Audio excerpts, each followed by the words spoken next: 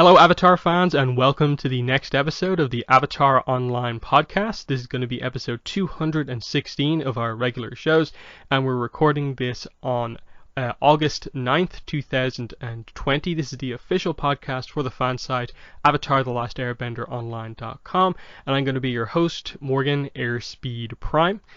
Joining me on the podcast is Greg2B from the site. What's up, everyone? Excellent. So on today's show, the focus, the main topic is going to be that we're going to be doing the first of three review podcasts for the new Avatar novel, The Shadow of Kyoshi, so the second Kyoshi novel. So in this one, we're going to be covering the first 9 chapters, which is basically the first third of the book, and it will also have like our general thoughts as well. But we'll also be covering some news, which is what we're going to get into right now. So the first piece of news sort of came out of nowhere. It's merchandise news, Funko Pops specifically. Avatar Funko Pops. So out of nowhere, someone basically just posted, and it was picked up by a lot of the big Funko accounts on Twitter and stuff like that, this brand new Avatar Funko Pop. No one had heard about it before. It's a glow-in-the-dark, like, special edition Book 3 Zuko doing lightning redirection. Basically, it's a really nice looking one. It's our first ever Book 3 Avatar Funko Pop. The glow in the dark is shown in one of the pictures, and it looks really, really nice. It seems to be in the same general box as the other ones, just including a like Funko version of this Book 3 Zuko. Someone found it at the Funko HQ, which was interesting, and there's no information whatsoever about how anyone goes about actually getting this. So it seems like this was just, I guess, released early directly at the Funko HQ, and that's really all there is to it. There's no information yet about a second wave of Avatar Funko Pops, but the fact that this is the only Book 3 one we've seen so far, I think would probably suggest that they will do more, because they're popular, so why not? But what are your thoughts on this out of nowhere Book 3 Zuko Funko Pop? Yeah, it looks really cool. I think it's pretty neat design and pretty neat. It really fits Book 3, Zuko specifically. So it's definitely a cool one. It's one that I would definitely consider getting, especially since it has the little glow in the dark aspect to it as well. I think that works well. And yeah, it looks like the sort of figure where you can maybe tell there probably is a more sort of standard Book 3 Zuko as well, just because lightning redirection, it's a great scene from the show, but it's maybe not what you'd immediately go for with that. Like maybe him using the swords or with a firebending pose rather than the lightning redirection. But still, it'll be interesting to see what happens here, because I still think the Korra Funko Pops aren't like properly out yet. I think most people who've pre-ordered them are still waiting for them, just with all the delays and stuff like that. So I guess everything's just a bit behind, and this one somehow snuck out, or maybe it was meant to be announced as an exclusive somewhere, but that couldn't work anymore. Either way, we'll see. We'll get the information. I don't think anyone's going to miss out on an opportunity to get this, but it's nice to know they're doing more of them. The other piece of news is that we covered the announcement, just that we knew the book exists, of the second Avatar one-shot comic, Avatar The Last Airbender, Toph Beifong's Metal Bending Academy. But when we recorded the last podcast, that's basically all we knew, was just the release date, this is the book, and this is the cover. We didn't have a description. Now we have a description, but also some kind of key selling points marketing material that gives us some even more insight into the book. So let me read out the description here. For some, perfection just isn't enough. Things are looking bright at the Beifong Metal Bending Academy, but after all the adventures Toph's had with Aang, Sokka, Zuko, and Katara, the whole thing feels a bit dull. Luckily, Sokka and Suki come to visit and reintroduce some familiar faces from their wandering days, and while out to celebrate, Toph discovers something that just might put the sparkle back in her eye. And then the key bit of marketing information that I kind of found on one of the websites was this: lots of nostalgia from the original series, including the band from the underground tunnel and underground bending tournaments. So that seemingly reveals to us the characters that Sokka and Suki are going to reintroduce into things. It's going to be Chong and the Nomads, and I guess we're going to see the return of Earth Rumble and potentially a bunch of those characters like the Boulder, the Hippo, the Gopher, all those guys. So that makes this book seem a whole lot more interesting than it was when we just had the cover and thought it would just be Toph hanging out with her students. Now we're going to see Sokka and Suki in here, plus Chong, one of the most fun minor characters, and Earth Rumble stuff coming back into things. That's a lot going on actually in the book now. But Greg, what are your thoughts on this now that we have some of the details? Yeah, that makes it, like you said, sound a lot more interesting. I mean, having the nomads back in there, and I think, Earth Rumble is always one of those, I think it's always one of those favorite episodes, and especially how, it's used to introduce Toph into the show in general. I think that makes it really, really, really more interesting, especially since we don't know as much about those characters after everything has ended. So having these, minor characters reintroduced to the story it definitely makes this more interesting, I think, than probably Katara's story as far as like one shots go. This seems like this has more relevance to what we're currently, it seems like it has more progression, more forward momentum rather than sort of backwards. Even though these are characters that we have known about before, this seems like it's new information to at least Toph and her character. And of course having Sokka and Suki in there, I mean, these are the type of characters that seem like it would work well for this sort of story. So no, I'm definitely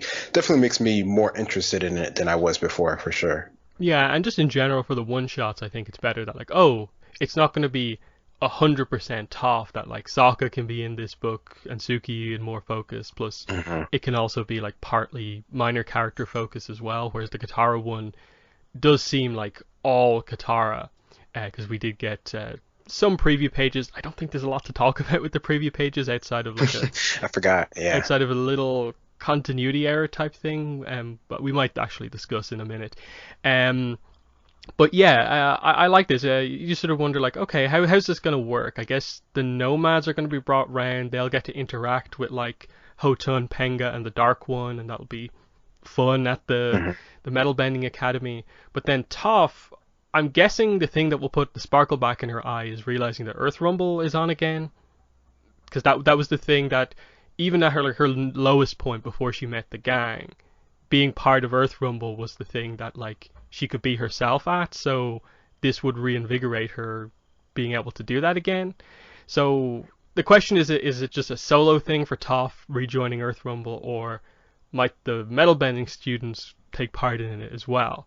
Like that'd be really fun if they got to fight with like the boulder Yeah. and so on. And then is metal bending allowed in Earth Rumble or stuff like that? Like, are they going to use this for like in any way like subtle pro bending setup here or not? But do you have any thoughts about how they're specifically going to use Earth Rumble and the Nomads in this? I don't know. I think the Nomads is more. I don't know. The Nomads seems like that's something that would, I don't know, only because of how much interaction that they had specifically with Sokka. So I always sort of associate them with him. So it'll be interesting to see how this, I don't know, this group dynamic works with them being so laid back and whatnot, and Toph usually not being, I guess depending on the situation, that laid back. But the whole idea of Earth Rumble be integrated with like the students and their lessons, and depending on how big her school is at this point, depending on where it is, I guess, in the timeline, if it's when she has more students or when it's just her three main students. It'd be interesting to see how that's worked with it, because I think, like you said, that could be interesting if it is used as like a training thing, or just introduces them into it as like sort of like a tournament thing, or I don't know. It'd be cool to have, I don't know, to see how that has, I guess, progressed over time, or has it or not. One thing extra is that Faith Erin Hicks on Twitter did say that this is set after the Rift, so I'm guessing by that she means it's set in between the Rift, North and South, which are the two appearances like either side of that, which means the Academy would have more students than just the initial three, because I believe at the start of the Rift, those three are helping to train others, because they're already quite good in the Rift. So there'll be much more people, which I guess is what the success, Top celebrating the success of her Academy is going to be about, more than just those three. But yeah, I'm definitely more excited for this one to see where they go. And then obviously this quite heavily probably implies that the next book after this probably will also be a one shot, but now the details of this means that, like, oh, they can do a lot more than just 72 pages about one character. So we'll see what they do with that last one, I guess, for a trilogy or whatever way they're going with it. We're still waiting for other books to be announced and so on. But like I said, we just remember there the preview pages for Katara and the Pirate Silver did come out. We got 8 pages this time. From the start of the book, it looks like we got 2 groups of 4 pages that look to be like, okay, these 4 in a row, skip over a few, then 4 more in a row. Interestingly, Katara's not actually in a lot of the preview pages for this one, in that the later half is basically they come across a group of Fire Nation soldiers who were chucking rocks at them with catapults, and Toph basically just takes the guy out. And this is, I suppose, covering what the rest of the team who don't get separated like Katara are up to. And then the other section is just that we see how Katara ends up being separated. Of course, they're firing all these, fire catapults at her. Aang has to dodge on Appa, and Katara loses grip and falls into the water below. So she'll drift out to the ocean, I guess, and meet up with the pirates there.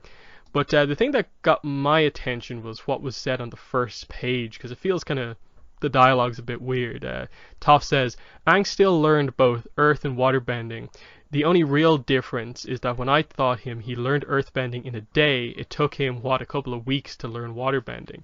And they continue to talk about this as the page goes on, but what Toph says there doesn't really fit what we know about the training of each, in that, okay, it did take a day between Aang starting training and then doing some earthbending. But Aang also did do waterbending after, like, minutes of instruction by Katara, so I'm not exactly sure kind of what point they're making here. Do you have any thoughts on the preview pages overall for Katara and the Pirate Silver? Yeah, no, I mean, I think that was an interesting point. I saw a couple people make comments on that online, and I don't know. At one point, I was thinking it's just more along the lines of, teasing or whatever, just because they do have that sort of banter back and forth. You just see that throughout the series in general until they come more with amends with each other. So I don't know if I don't know. That's probably how I take it more so, though. There does seem like there are probably missing pages there that would possibly add more context to it. But I don't know, overall, I mean, it seems interesting. I mean, I don't know. I don't think there's enough in the preview pages for me to really make any more, I guess, sort of positive or negative sort of thoughts about the story overall as of now, as opposed to sort of Toph's story with what we know so far. Yeah, it would have been good if we had maybe seen a glimpse of the pirates, even if we didn't get tons in the pages, but just like got a look for, like, Yeah. oh, this is where we're going with it. But we don't. We did, I suppose, sort of get, what Katara is going to prove to herself and the others. I guess the kind of theme of the book is that they seem to be discussing this idea that Toph is being critical of Katara for being too nice as a teacher. Specifically, they say as soft as a croco kitten, and that Aang is like, you are as soft as a croco kitten. You don't have to be as tough as Toph. It's okay. And Katara's like, why does it feel like it's not okay? So I'm guessing Katara's going to have to be tough when she encounters the pirates. And I suppose the question is, how does she end up proving to her friends what she's going to do on her own? It seems like a relatively minor kind of character point of, like, we know Katara is tough in a different way, of course, but that she can fight just as hard as anyone else. So it doesn't speak too well of, like, it actually exploring anything particularly deep, but it's something. So that's the news out of the way. Again, I think we covered this on the last podcast, but Legend of Korra is coming back to Netflix in America on the 14th of August, I believe. So that's only a few days away as of the recording of this podcast. So look out for that. It should lead to an increase in popularity for Avatar and Korra again. which will be interesting to see. But yeah, we'll move into the main topic for this podcast, which, as I said, is going to be the first of 3 podcast reviews for the second Kyoshi novel, The Shadow of Kyoshi. So we're going to be doing full spoiler here, and specifically we're going to be covering the first third of the book. So we're going to be covering chapters that are called Prologue, Unfinished Business, The Invitation, Past Lives, Reunion, Cultural Diplomacy, The Performance, The Headmistress, and last we are also going to cover Ancient History. So this covers roughly the first 110 pages of the book, which pretty much is a third. Plot-wise, this is obviously the prologue of the book, right up until the introduction of Yoon into the story in the present day as the threat/villain of the book. So mainly the setup section of the story we're covering here, but there's still some good stuff to get into here. So we'll start with just general thoughts. It's been a couple of weeks now since the book has been out, so it's ready to talk about it. So I suppose, Greg, overall, what were your thoughts on the second Kyoshi novel? Overall, I really enjoyed it. I think I was just as much invested in it as I was with the first story. I think it brings a lot more, I guess, just overall to her progression. Not necessarily her whole sort of like history, anything like that, since this is, pretty much an immediate sort of follow-up. There is, a bit of time in between, but for the most part, it's not like this is anywhere further down the line. So I think in regards of what they're trying to accomplish in this, which is pretty much just cover up all the sort of loose ends that were sort of opened in the first book. I think this does a good job of, putting most of those to bed, or at least, showing us that there will be, progression on her part as a character. It's not like she's fully fleshed out, as, like an adult or anything like that by the end of this book. But I think it definitely shows you, her core character as becoming, the avatar of this time period and this era, and what, she hopes to accomplish by the end of her, what we know of as a long run as being an avatar. And yeah, like I agree. It's another fantastic book. It's 2 for 2 for sure here. I definitely would say I still prefer the first book, just like as an overall package, just in terms of what it covers.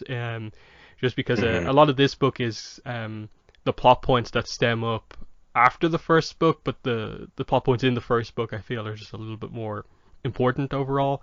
And then just in terms of I suppose just how solid each is as a book, I do think the second book suffers a little bit for being 100 pages shorter than the first one. The first book's like 430 pages, this is 330, and right towards the end you do notice that it is much shorter. Obviously that's something we'll probably be discussing more on the third of these 3 podcasts. It doesn't really affect the book, I think, in the first 2/3, but it definitely does towards the end. So my criticisms would mainly just be relating to the last couple of chapters and how they attempt to not only end this book, but also end like this 2-book series. That's where I don't feel it quite works. It doesn't feel particularly satisfying as like the end of a series, because everyone still wants to see a third book, because there's clearly stuff that they could still do that relates to setting up the other stuff with Kyoshi we know about, but also just like immediately they could do exactly what they did in terms of Rise going into Shadow. They could do a third one very easily by just skip ahead a couple more months and it's Kyoshi dealing with more stuff in the Earth Kingdom is probably the main thing to go into now. But yeah, it's the same writer here, so it's the same like core positives as the first book of excellent world building and detail that we don't get in a lot of the other Avatar media, but also still the character stuff is there and the plot is there, and I think that's the success. It hits the 3 like core beats that I want out of Avatar, which is of course like good characters, character writing, good plot, and world building, and it does all of that. So, 2 great books. This one not quite as solid as the first one, but it kind of also has a few more interesting and varied characters, maybe compared to the first book. So before we get into going through this sort of like chapter by chapter, we'll give a kind of insight into the story by going through some of the main characters here to get a sense for what the story threads across the book are. So we'll open up with Kyoshi, of course, our main character. She is now public as the Avatar in this book, and that's what the very early sections of this book deal with. And they set the stage for what happened in the first book has continued going forward. And so the main beats from the first book, we're getting to the point where she wants her revenge against Jeonju, and it happens, but not because of her. But she does end up killing someone in Zhu Ping An, showing that she can, go into the shadows when she needs to. But the question for this book is, can she do that? Can she go to those extremes to a degree if the person that she needs to take down is one of her friends? Because Yoon is the villain of this book, so Kyoshi and Yoon is a big plot point.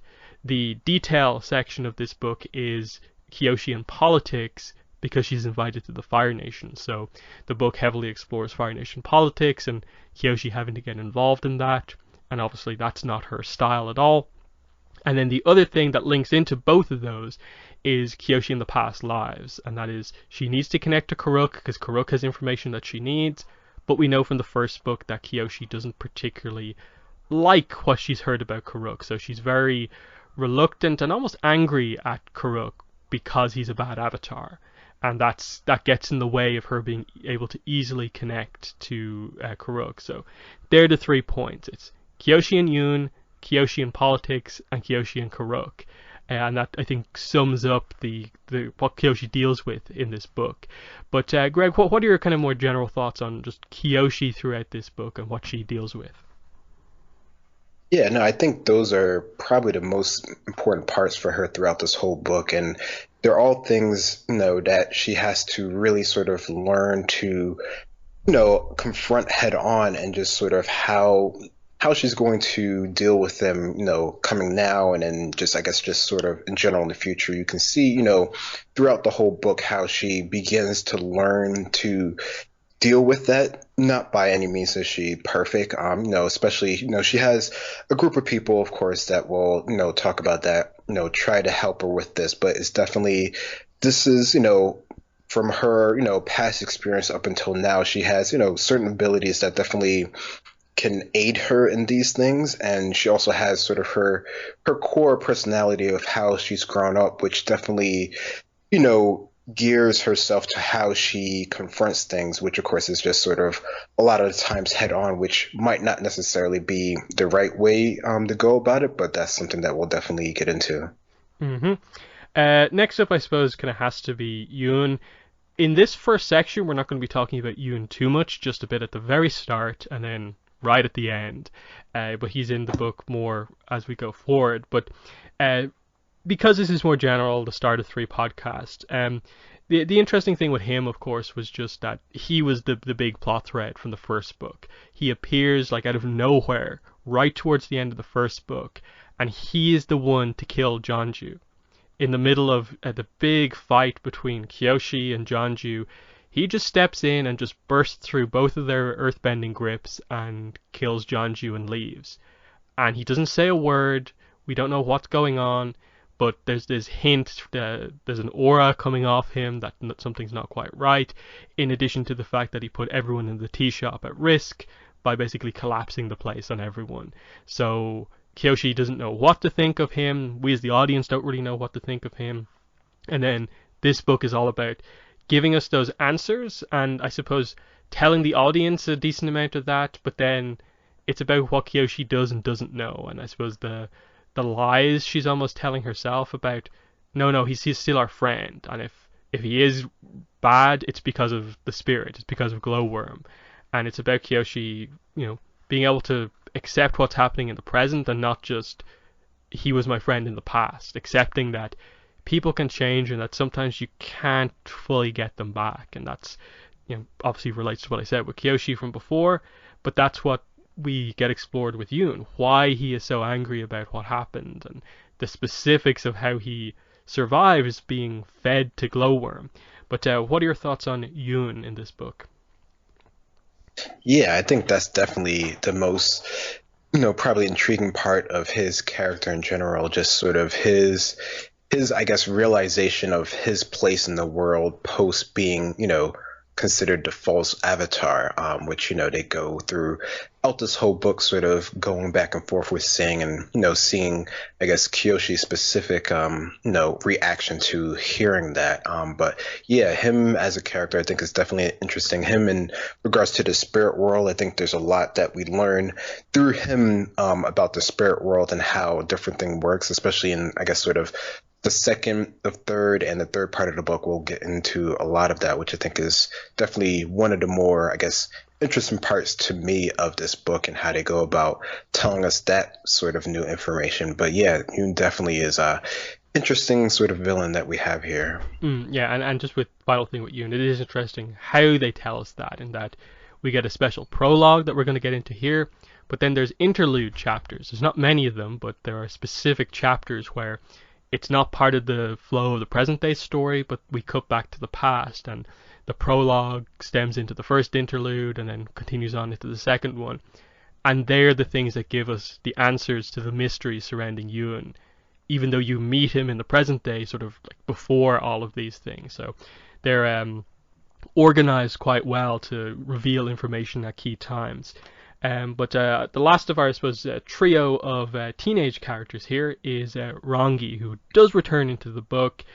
We find out that very quickly there is no reason to be worried about Kyoshi and Rangi's relationship, because some of the stuff right towards the end of the first book was worded in a way where it's like when they return to each other, they might not be the same people again. But nope, they're together in this book. But Rangi's actually a lot more interesting, I found, in this second book, because you see her having to deal with just everything beginning to go wrong in the Fire Nation, and you see that Rangi, she wasn't presented as being perfect in the first book, but that she tried hard to present herself that way. Here you see her when she's not able to, deal with everything that's going on. So cracks beginning to come into sort of the sort of persona that's been built up with her, and Kyoshi getting to see that more real side of her that she does really like, and just with her nation kind of falling apart, issues with her mother, things Kyoshi is doing. So just Rangi dealing with just stuff happening that she can't quite deal with adds to her character a lot for me. But what are your thoughts on Rangi in this book?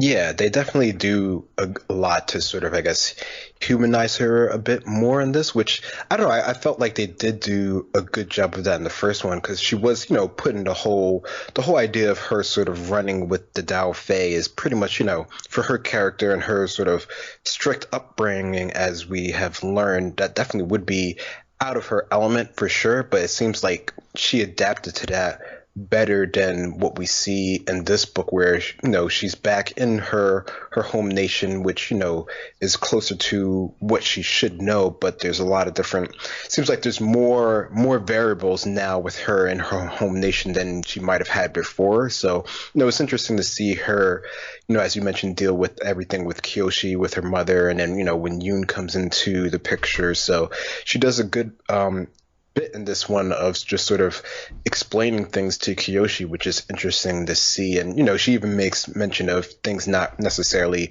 seeming like that's the right way of doing things, but ultimately that is the way that they are. So yeah, it's definitely cool to see how Rangi is, I guess, sort of just portrayed in this book compared to the first one. Yeah, and then you brought up like the Dao Fei stuff, and of course with Kyoshi's 100% Dao Fei. She still is over the course of this book. But we also find out that Rangi, while she hasn't fully committed to it, she hasn't said the oaths. Being part of that has had an effect on her and has sort of like changed her a little bit, and she kind of surprises Kyoshi a few times when she sort of does things a little bit like the Dao Fei way, and Kyoshi likes her all the more because of that. She's not as rigidly locked into the Fire Nation thing anymore.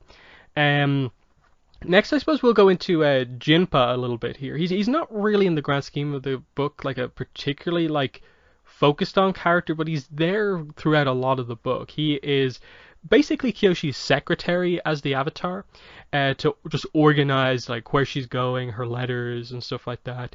We of course got teased right at the end of the first book that he was ordered the White Lotus, and they continue to do that throughout this book. The lots of lines of dialogue, your secret Pai Sho friends, and so on. They're teasing that, and they kind of explore that a little bit because Kyoshi, a lot of what she's asked to do in this book is to take a sort of darker approach to things. Like she has to go over the limit, escalate things, and go outside of the law at times. And he goes with her throughout all of that, and she questions like, "You're an air nomad. Why are you willing to go with me to this place?" And we find out just the conflict with him of, well, the Order of the White Lotus is willing to do those things in the name of, peace, beauty, and so on in the world, but it does conflict with his airbender beliefs. And it's just a little bit of depth to the character, even though he's not the most important. But what were your thoughts on Jinpa basically jumping up from being a minor character to being sort of like supporting character in this book? Yeah, no, I liked him a lot. I think his interaction with Kyoshi, as we'll mention, is definitely one of the interesting points here, especially when Rangi comes into picture and it's them as sort of like the trio. But yeah, him being sort of an airbender who's, has to be invested in worldly affairs is interesting to see that sort of, I guess, conflict of, emotions and his character, which is something that I guess we don't necessarily get to see, I guess sort of as much other than with Aang. That was like his whole sort of thing here. But here we get to see, someone who's just like a regular, as regular as an air nomad can be, dealing with these worldly affairs and dealing with Kyoshi directly. I mean, I think it's cool to see that we have some influence of the Order of the White Lotus without, really getting anything, I guess, sort of like directly, which I don't know, I would suspect that there probably would be, if they did do future stories, that would be something that I definitely would hope would be included, because it just sort of the lengths that he goes through and sort of what he's apparently has asked to do, I think makes it seem like they definitely have more, I don't know, it seems like they have almost a direct line into the world, where before it seemed like they were more sort of like shadowy, I guess would be the term. Here, I mean, just the fact that she knows that he's part of this group and he's sort of like aiding her directly, seems like there's like they have like a direct sort of command line into sort of the Avatar, which is interesting just in itself to note of just this sort of idea before, what we see happen later on during like Chorus time, or even, with Aang time. I don't know if we got as much, until like, the ending big battles and all that stuff, of course, seeing as much sort of direct influence on the Avatar. So I think that's definitely pretty cool. And just him as a character, I think is cool just to see him sort of, go back and forth with Kyoshi and try to help her, and just sort of, he definitely works very well as a good sort of supporting character. And the fact that he's, more, I don't know, has more deference to Kyoshi, as far as like, he's directly trying to help her, but he's still, sort of acquiesce to most of her commands, unless it's like really sort of out there or anything. So yeah, he's definitely a lot more interesting now as a character, for sure. Next up is Heiran, of course. So she was poisoned at the end of the first book as part of Jonju's ploy to try and kill everyone. So she had to go off to get healed. That was part of what split Kyoshi and Rangi up at the end of the first book. So we find her in this book. She has recovered for the most part. It's still in process, but she has recovered. She's going to be okay. But we really have her here dealing with sort of the after effects of what happened, like realizing that I assisted like Jonju in like committing all of these crimes. Now, she obviously was kept out of the loop on a lot of that, but she realizes sort of how guilty she is in terms of, in a way, creating Yoon as he is, as we see him in this book. And so this book heavily deals with her and her honor, both in terms of the present day, what she's done in the past, and there's a bit of conflict between her and Rangi over this, because we get this dynamic that, okay, Rangi and Heiran look identical, like they're just like one's an older version of the other. They seem the exact same, the headmistress and the lieutenant basically. But we find out that Rangi is a very innocent character. She's completely unwilling to go to the lengths some of the other characters will go to, and Heiran and Kyoshi will go to those lengths, and they work together to make sure Rangi isn't involved in any of that stuff. That's an interesting dynamic of just her having to sort of abandon her honor to, sort of protect the Fire Nation to a degree, given what happens, but just reflecting on everything, even from the first book, it's a good path for the character to go in. She gets a lot of nice scenes with Kyoshi here, as well as Rongi and one of the other characters we'll talk about in a little bit. But what were your thoughts on Heiran in this book?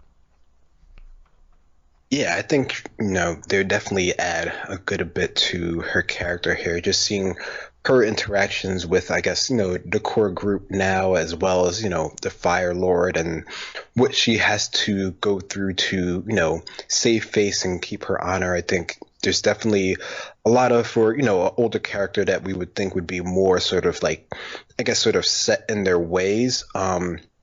She definitely has to do a lot in this to sort of, I guess sort of help the character sort of along, and just sort of, I guess sort of seeing all of her faults as a character. I think she does, a good bit of progressing in this story just as well.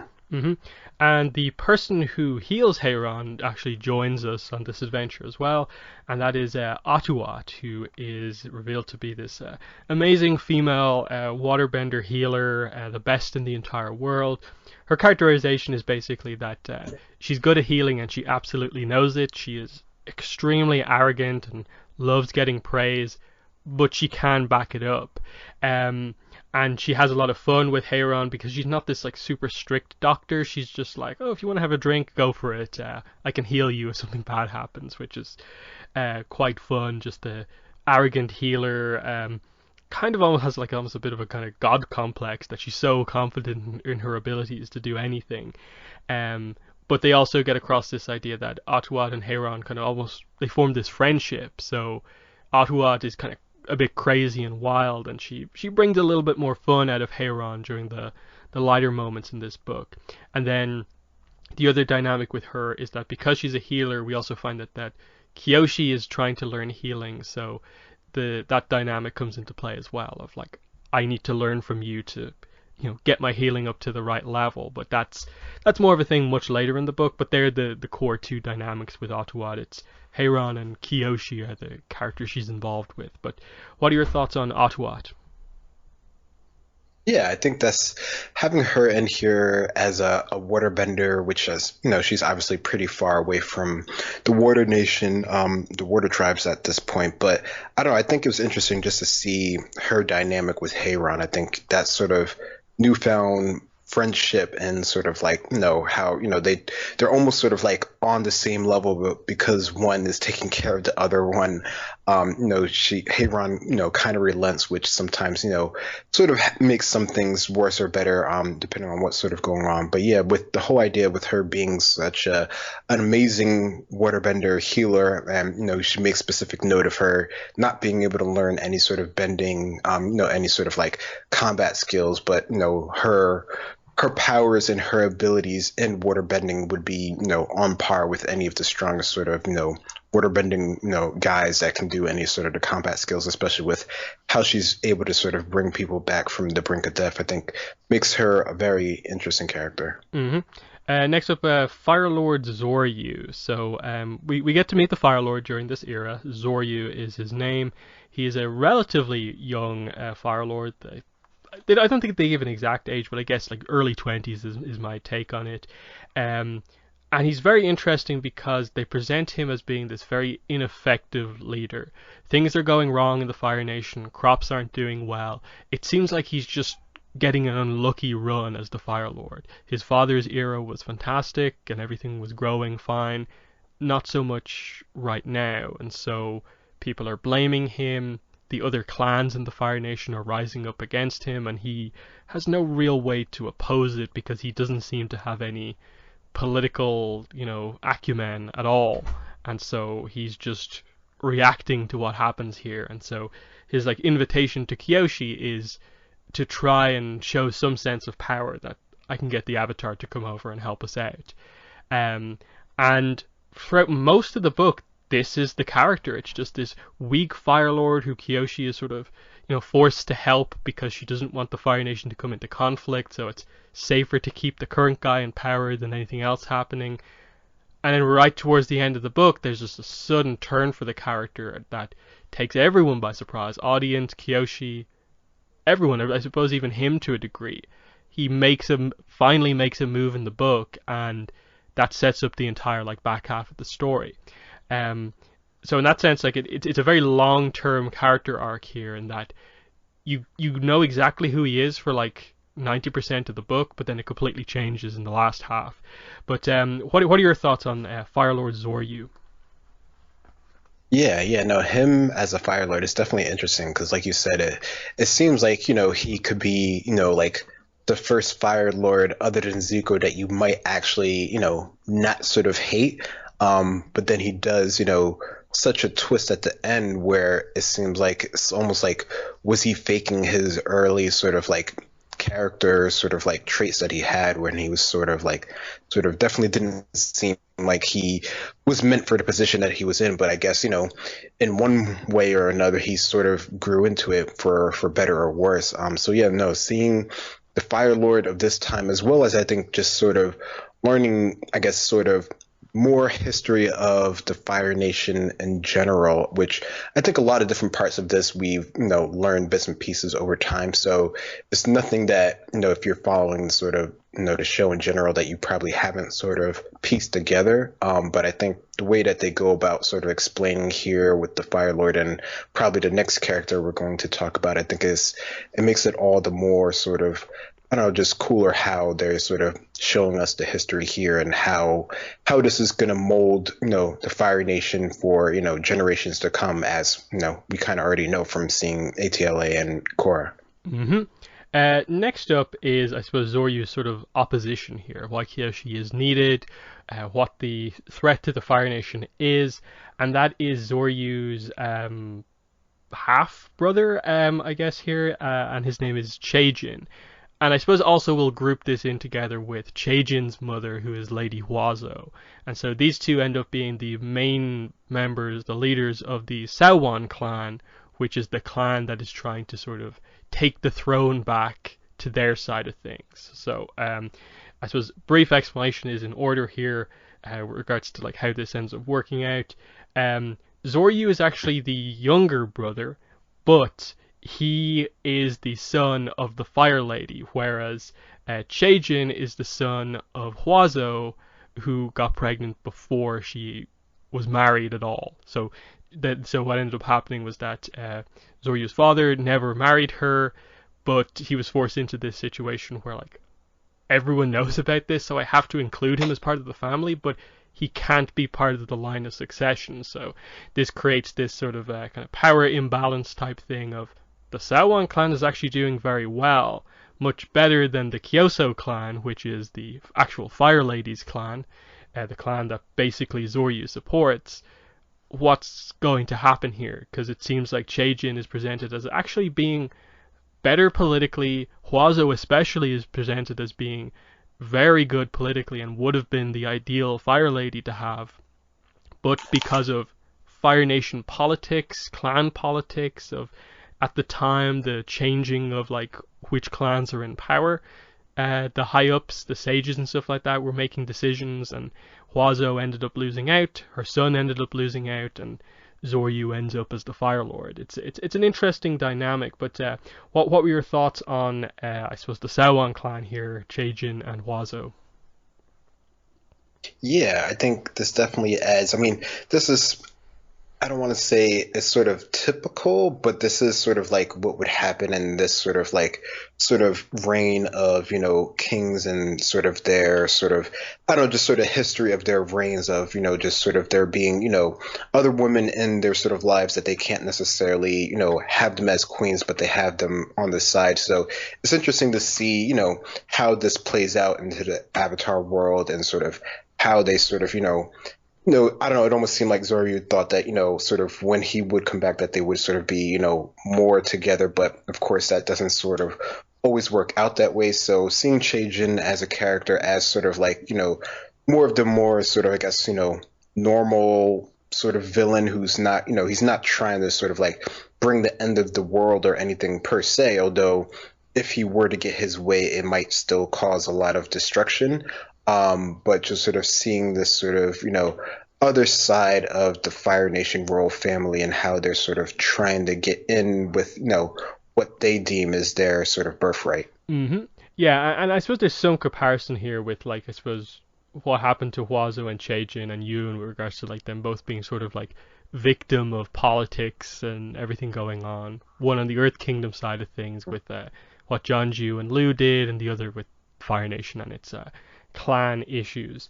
Um, Beyond those characters, like there's lots of other characters in the book. I think the last one we need to mention here is probably Nyatha, who we won't get to meet until we do the second podcast. He's not in the chapters that we have right here.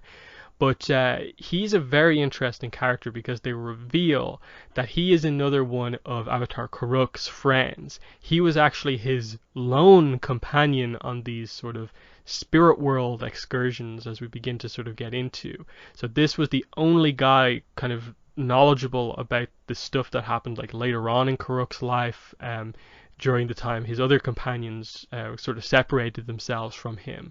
So they obviously need to go to him. Kyoshi needs to find someone to help her connect to the past lives, and who better than an actual fire sage, a Bonti sage, which is a fantastic reveal of that, and then someone who actually knew Kuruk. So what are your thoughts on Nyatha here in this book? The hardest name to pronounce in the book. Oh yeah, for sure, for sure. I definitely didn't even attempt to sort of say it when I first read it.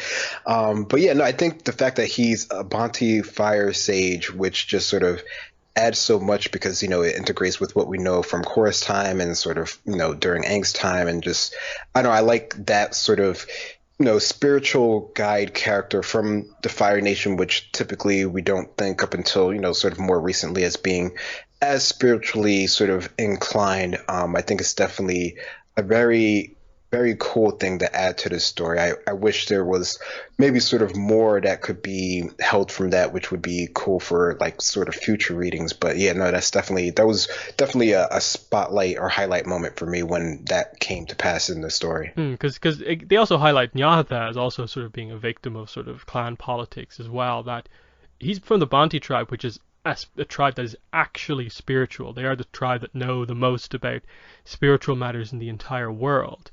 Yet they present sort of the position of fire sages as being more of a kind of political one, like the earth sages from the previous book. Like Jeonju is not particularly like spiritual as such, but he's an earth sage.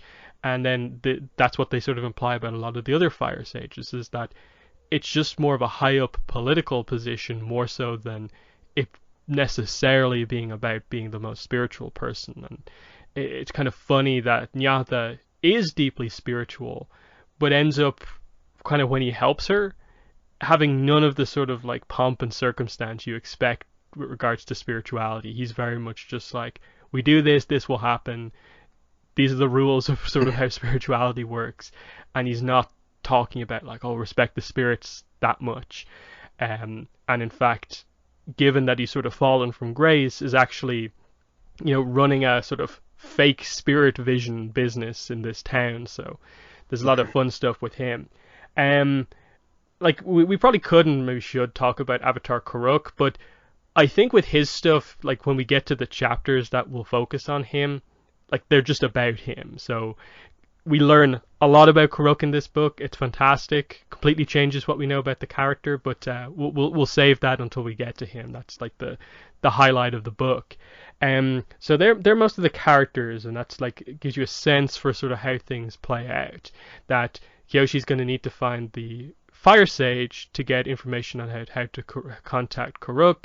Kuruk is the one who has information on Glowworm. Glowworm was the spirit who took Yoon, and if they can find out what's going on with Glowworm and Yoon, they might find out, do they have to try and kill Yoon, or has he been possessed by a spirit? All the while trying to stop the Fire Nation from going to war with itself. That's the general way the plot works out, with all the elements coming together. So we'll quickly run through the kind of chapter by chapter here, pointing out some of the more detailed stuff here. So we're going to open up with the first chapter, which is Prologue. So this is set in the past. This is our first Yoon chapter, where we go back to, it's basically a follow-up to Yoon being fed to Glowworm. So it's like halfway through the chapter called The Spirit. We pick up immediately after that and find out Yoon hasn't been eaten by Glowworm. He's actually been taken by Glowworm into the spirit world. So Glowworm takes him into the spirit world, body and spirit, and so we get the reveal kind of as we go through this here of him realizing, oh, I'm in the spirit world here. And he's like shocked by this, like just getting used to what's happening here, getting used to the sudden betrayal by Jonju. And the core kind of character idea we get here is that he remembers that Jonju did this to me, and this name just brings so much pain up in his mind, and he has so much anger, and he just wants to let it out. And they get across this idea is that he wants to put the pain outside, put it somewhere else, on someone else. And at this point he basically kind of rips a hole in the spirit world just with his emotions, and this ends up being a nice bookmark for like the last Yoon focused chapter of he creates this rift, like we sort of saw with Korra. Your emotions in the spirit world affect the world around you. Yoon has just created this rift, and it never heals over the course of the book, which is meant to show how deep-seated this betrayal actually was. And that's meant to contrast to another character who will come into the spirit world, have a big emotional outburst, but the rift that they create heals. It doesn't in this case. But very quickly, Yoon tries to bargain with Father Glowworm. Once he snaps out of just being like scared of the situation he's in, he immediately switches back from being Yoon the Avatar to being Yoon the Paisho player from Makapu, and he's all about like game terminology, trying to become like a student of Glowworm and so on. But basically what ends up happening here is just that Glowworm is just like, no, I'm just gonna take you. You'll live forever through me. I'll consume you, and there'll be a part of you within me always, but you'll be gone, basically. And the question is just like, oh, is this what happens? Like Glowworm kind of takes over Yoon, and so all of Yoon's actions are being controlled by Glowworm, because we leave off this opening chapter with Glowworm rushing in to basically take over Yoon. And we don't see the result until the next interlude chapter, like 10 plus chapters from now. So what were your thoughts on this opening chapter, starting off with Yoon? Yeah, I like that we get sort of like immediate sort of like follow up to Yoon and sort of what I guess sort of like immediately happened when he was sort of dragged into the spirit world. I think it's interesting just to see how Yoon sort of, became aware of his surroundings, how he did have, previous reference to the spirit world from, his when he was thought to be the Avatar, as far as like training and just sort of him, I don't know, I think the idea of him sort of falling back on what he knows as sort of being like sort of like the swindler kid, from the Earth Kingdom. I think that sort of transition here happens pretty well, just to see him try to get some sort of semblance of, ground where he's actually at, and sort of figure out a way to sort of get back to, the normal realm, and sort of, get what he, is starting to believe that he is actually sort of owed. But yeah, no, definitely seeing him interacting with Father Glowworm here, and seeing, just sort of how Father Glowworm is sort of like, he's sort of, almost so over sort of, just sort of this boy, and, his, games that he's trying to play. Mm-hmm. And yeah, there's some important details with Glowworm we learn about here, is that he says, I could already feel Jonju bringing his reincarnation closer to one of my tunnels. And Yoon notes that, like, oh, like you have routes to the human world, more than one? And yeah, Glowworm admits, like, I can make passages to the human realm. So that becomes an important plot point later on, when we sort of learn the full long name of Father Glowworm, but that, oh, that explains things. Like he can create passages. That explains why he was able to take Yoon here in the first place. He can come and go at will and create, like, I suppose, small scale portals. But then also this idea of, we knew from the first book that he had this weird thing with blood and wanting to like taste them to figure out who they were. But he talks here about just like literally wanting to strengthen himself on Yoon's blood, and this different form of spirit possession than we've heard about before, of like consuming the spirit of someone. Now obviously we'll learn later on in the book that like Glowworm is not as strong as he once was, so this seems to be implied to be the way that he would gain his strength back, is by basically eating humans and consuming them fully, which we've never heard about before with spirits. And that's one thing this book does, is it goes into this idea of, yeah, some dark spirits are like pretty much bloodthirsty. They're out to kill, they're out to consume, and Glowworm is one of them. What were your thoughts on some of those technical points here of just Glowworm and his tunnels, and then what he plans to do to Yoon here?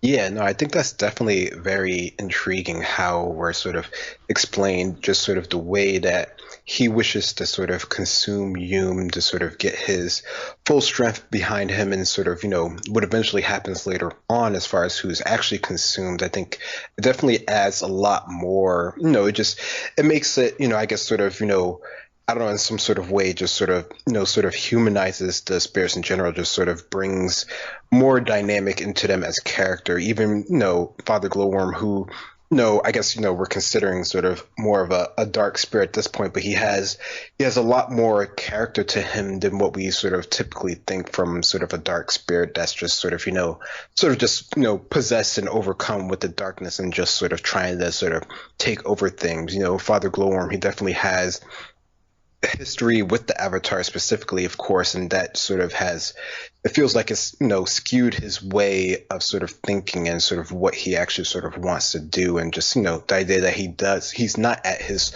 full strength here, sort of leads to that sort of, background that he has. Mm-hmm. The first normal chapter in the book is called Unfinished Business, and this is basically our sort of reintroduction to Kyoshi. So we catch up with her and just here's what she is doing publicly as the Avatar now that she's out there after the first book. She's on her own basically here. She goes in to try and take out Uncle Mok's new sort of Dao Fei organization here in the lower ring of Ba Sing Se. And we get basically sort of like where we thought she was roughly at the end of the first book. She is this, unstoppable force as a bender against the Dao Fei here. No one can really hurt her that much. She seems to just burst through any minor damage that she takes and just terrifies everyone she comes across. There's a moment here where this kind of young Dao Fei kind of boy sees her and is like literally looking at Kyoshi and is praying to Avatar Yang Chen to save him. But he's talking to the current Avatar, and it's the exact opposite of what he thinks, because it's Kyoshi with the makeup, full battle armor, and also now with like a scar across her neck because she was nearly choked out by someone. And she just takes out Mok so easily. And Mok, obviously back in the first book when we first met him, was this terrifying character who like injured Lek. Kyoshi didn't know how to handle herself in these situations. But we've gotten over that already, and now he's nothing to her. And that just shows the growth of the character, that no Dao Fei can match up to Kyoshi, but why is this the only thing she's doing as the Avatar is sort of the question. She's just beating up a bunch of Dao Fei over and over again, and that's it. And even when she comes out and finds out about, the police officers are also corrupt, it's higher-ups from the middle ring of the city creating this situation. They basically let the Dao Fei in so that there'd be just reason to go in and take them out, send the police in there, because they just want to get Lung Kao City blocked. They want that land to use. Someone wants to buy it and use it for, investments and so on. And she sees that, the police are corrupt, the Dao Fei are basically corrupt here, because Mok is of course a former Yellowneck. Things are going bad. But worst of all, Kyoshi looks bad in this as well. Even though she sort of stops the corrupt police officers, stops the Dao Fei, the people who see her doing this just see her attacking people, hurting people, being Jeonju basically. And that's the sort of how the chapter ends, is just this Kyoshi who's sort of like ashamed almost of what she's become because of the impact she has on people. Like she tries to, just give something back to a kid that fell, and the kid is terrified of her, and her mother's like protecting her from Kyoshi coming up. And we know Kyoshi is like fine with kids, but to everyone else, they have the same look on Kyoshi as the Dao Fei guy did at the start, that she's just this monster almost. So I think it is a very good opening chapter to just get across that, like, we've seen Kyoshi develop from the first book, but this character that she is right now roughly is the Kyoshi we know she's going to be and the way we always characterize her as. But here's the negative sides of that, of just being known as like a force of nature, basically. But what are your thoughts on this chapter? Yeah, no, it definitely it shows you what she's trying to establish and sort of not trying to establish as sort of her reputation as an avatar. I mean, throughout this whole part here, you can see her just pretty much just, directly go into this, fortress in the Earth Kingdom that is sort of the main sort of hideout base here. She gets sort of the information of where Machiavelli is, and then she proceeds, directly to their sort of fortress stronghold, sort of this huge sort of, I guess sort of they mention it as sort of like a ballroom basically, where, all of these new Daofei in this new group, or who she makes fun of as calling as the Triangle, and she pretty much takes them out single-handedly. I mean, she has, some, I guess sort of cooperation with, the local authorities here. But even when she has these, sort of authorities, she finds out that, obviously that, they're not completely on the up and up as well. So she has to deal with that as well. And that being more above ground where, the residents can see it, just sort of skews their view on her, as an avatar and her perception. And, it's not necessarily what she thinks it is in her mind, but that's what other people see. So, seeing the people here who, she probably saved their homes from being taken over twice, one by the Daofei and one by, corrupt city, public officials who want to, take the land and sort of, put something new there. But that's, everyone's sort of perceptions of her, isn't what she hopes to be. So it's interesting to see her, at least in this initial part here, come to terms with that and, just sort of, internalize that as, sort of the way that she might unfortunately have to be as an avatar, and just to see those sort of comparisons, which, she mentions later on with Jianzhu, and just sort of how this, might be the way that he would actually go about doing things. And it's interesting in that you think the arc is going to be about, oh, how does she fix her relationship with the people? But the book ends more or less with her sort of embracing that, like, this is the character that she has to be. She's going to do things a little bit differently, but that this is who she is. She struggles with the politics side of things. And this is maybe part of the reason why there probably should be a third book, because of what they cover in this chapter and a little bit at the start of the next chapter getting into it, is that in the immediate aftermath of this, she goes back to one of Jianzhu's like hideouts, basically. She owns all of his land. She goes back to a house owned by him. The clothes were given to her by him. And the actions she performed were like his actions. She notes that she does the earthbending technique to cover someone's mouth that was used on her previously during like one of her kind of worst moments in the first book. And she really does note how much she is becoming like him in terms of doing what needs to be done to protect the Earth Kingdom. And she has this sort of conflict of interest here of she understands the value in this and the need to do that at times, but also that she should try to be more like her father figure, Kelsang, who would try to bring up these people, improve the area so that the people will improve as well. But that will take a lot of time, and right now her skills, the option to just go and take people out is like easier, even if it diminishes her reputation. That's very interesting in terms of she clearly has this plan and this want to make more compromises, but they don't actually come back to it in this book. The rest of the third chapter here, the invitation, is basically this is when monk Jinpa comes in, and obviously he has letters for her and so on. We get one from Governor Tay, who obviously was from the first book. Things are actually going really well with him. Her threats to him have actually turned him into a good leader. Things are going well with his people. He's helping them. Fantastic. The threats are actually working with him because, yeah, I suppose she made more of a personal connection there. Um, it's at this point she brings up that she hasn't been particularly getting involved in politics or agreeing to a lot of the letters requesting her presence because she just views a lot of the Earth Kingdom specific stuff as just being very petty. They want the Avatar on their side to settle this very minor business dispute over this or that, and usually it's just a high up businessman wanting to take advantage of like peasants basically, and she just wants no part of that. So she basically ignores most of them. There's a quick note here about Liu Beifong. She wants him to help her find Yoon, but basically, like Jianju, he is completely unwilling to talk about Yoon. He just sees it as this thing of like Yoon doesn't exist to him anymore. And she early on in the book takes this approach of like, why is no one talking about Yoon? Why is everyone just acting like he doesn't exist? He's called the false avatar now. She's very defensive whenever Yoon is brought up because she doesn't view him as being a threat, whereas other people view him as just being a nuisance basically because he was this false avatar.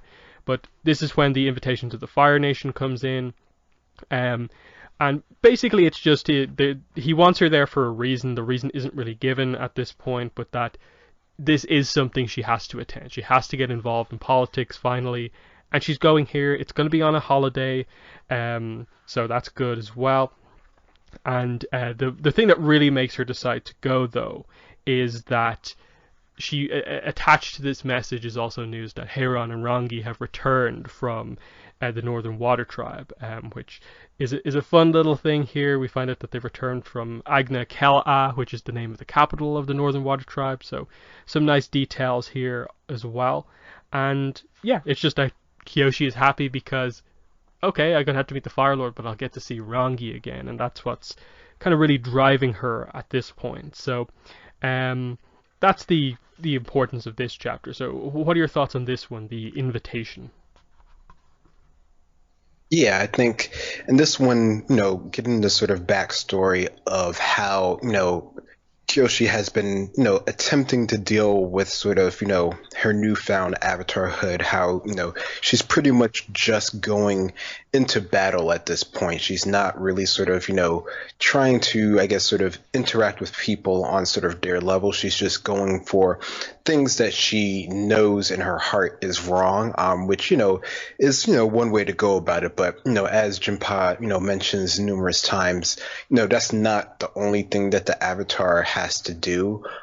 So, the idea of, all these sort of invitations she's getting in, one that she finally accepts to go to because this is her first head of state that she's actually been invited to sort of, interact with. And, with, of course, the sort of addition of meeting back up with Rangi, this is something that she's all the more for so actually sort of doing here. So, no, I think this is a good sort of like, I guess, sort of interlude on her story of her just sort of, I guess more or less sort of reflecting on things that are happening and sort of what, what she's trying to do or what, her just sort of seeing, her goals and sort of what she's doing, I guess sort of how, I guess sort of effective or not effective as, Jinpa sort of mentions here. So no, it's definitely a nice bit here just to push it forward. Mm-hmm. The other details here are just that this is where we find out that Kyoshi can heal. Not fully, in that they create this interesting distinction of that the healing technique can work even without the glow, but it's just not as quick or effective. And also that glass bending is just really casually introduced here. She just uses her fan and just takes the chunks of glass out of the wound on her neck, and that's it. We knew that was going to be in the book, but obviously it's interesting to see it not really be used in anything specific of a scene, given kind of how much the fandom has speculated about, can earthbenders bend glass? Here it's revealed that, Kyoshi can at least, so once you're powerful enough you can do it, which is kind of a theme with just, I suppose, like characters like Yoon and Kyoshi, and using earth even in its more like mineral trace form throughout the book, of just paint bending, all this other sort of stuff that comes up. That's a nice use of it. But what were your thoughts on that? Just really casually out of nowhere almost. Kyoshi can heal and glass bending. I mean, the heal when they sort of, make, the understanding of this being sort of one of the things that she really wants to get better at just because of, all the people that have, sort of, felt pain at her regards, specifically, mentioned like and just sort of, her helplessness and that sort of situation here, that it definitely seems like for her as a character, this is something that would be really sort of important for her to learn. And they mentioned her going through like the scrolls and her trying to learn it even if she doesn't have sort of the proper technique.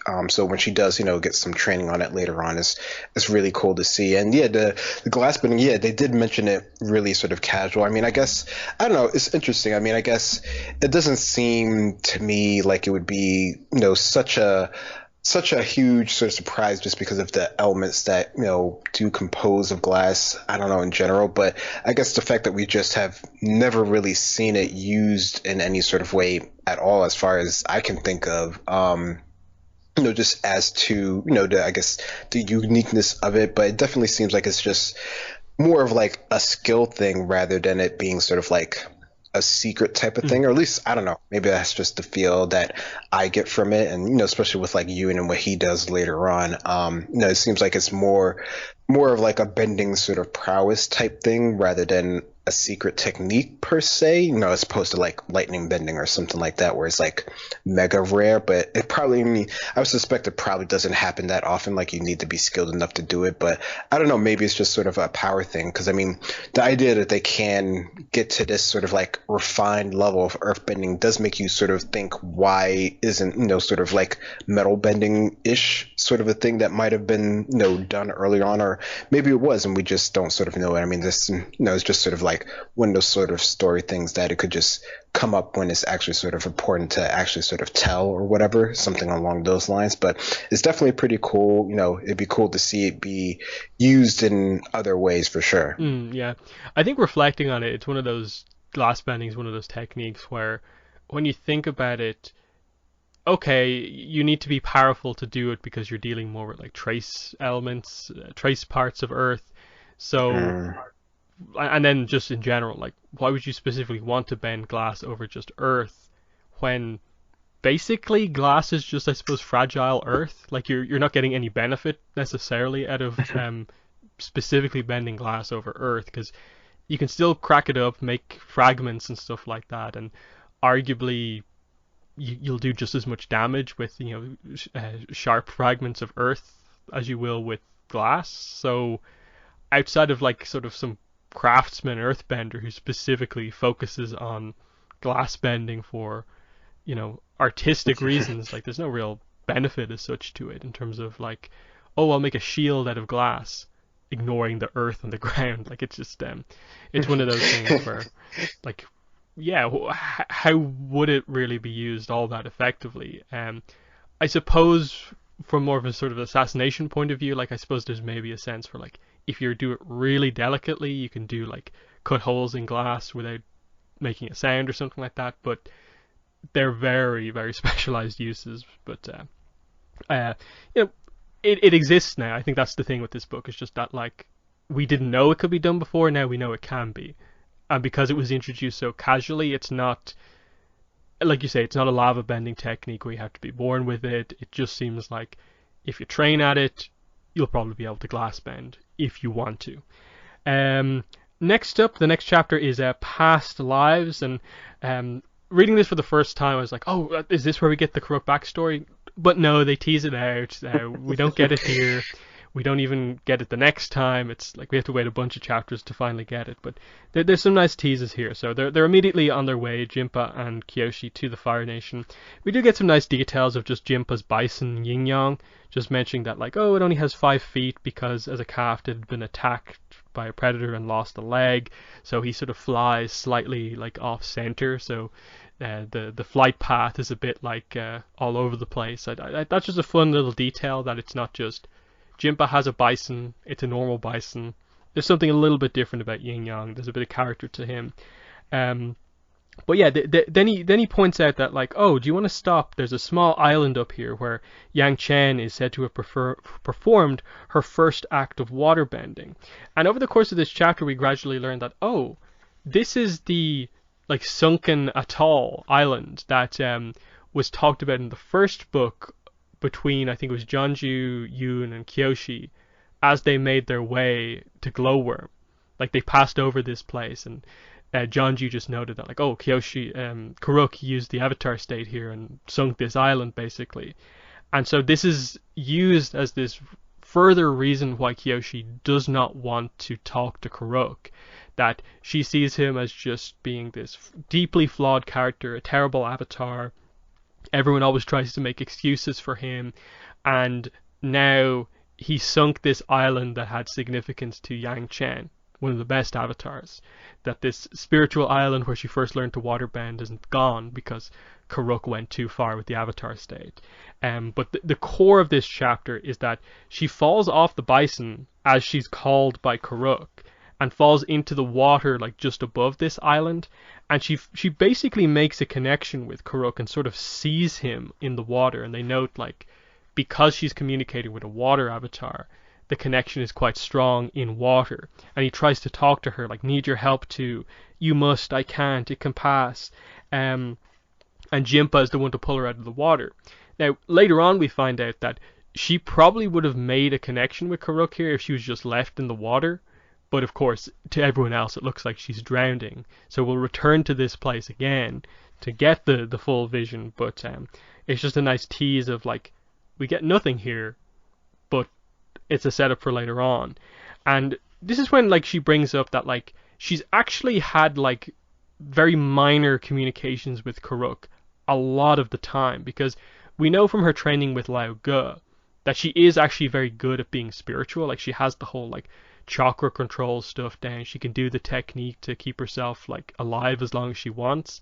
So of course she can meditate enough to make an initial connection with her past lives. But what restrains it and what stops it from happening normally is just that she doesn't like Karuk, and so she hates that to communicate with any other avatar she seemingly has to go through him, when she actually wants to talk to Yang Chen or Salai or one of these other great avatars. And so it's just a great setup for like her resentment towards Karuk, even though she doesn't know the full details about him, just what people have said, but that this is what's stopping her from being able to communicate at all.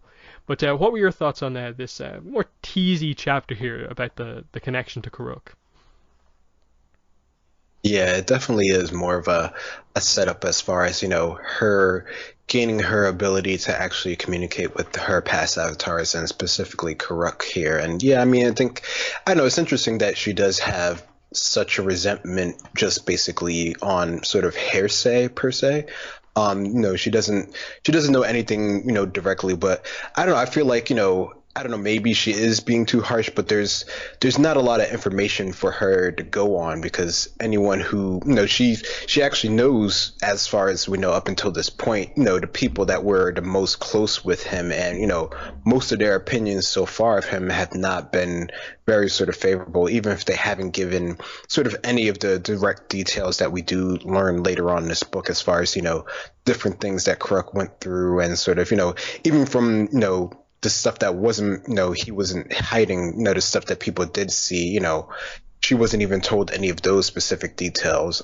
She has to learn that through communing with him directly. So I don't know, maybe it is a bit much here, but no, I think it's just interesting to see that, up until this point, despite her actual real, skill with meditating and connecting to sort of like her inner self here, she's been having these, basically mini sort of seizures whenever she does try to connect with her past lives, just because of her issues with Kruk here, and just, seeing her having to sort of explain this to Jinpa, and just sort of, feel, just another thing that she feels really bad about as far as being the avatar. She's definitely, even though she's been trying to do the best that she can as far as, being, more direct with dealing with the situations at hand, this is probably the one thing that she has had the worst time dealing with, which, she thinks that she probably should be able to get around with. But, she needs someone, as she mentions by the end of this, some sort of more spiritual, more direct sort of guide with dealing with, the avatar spirit in general. Mm-hmm.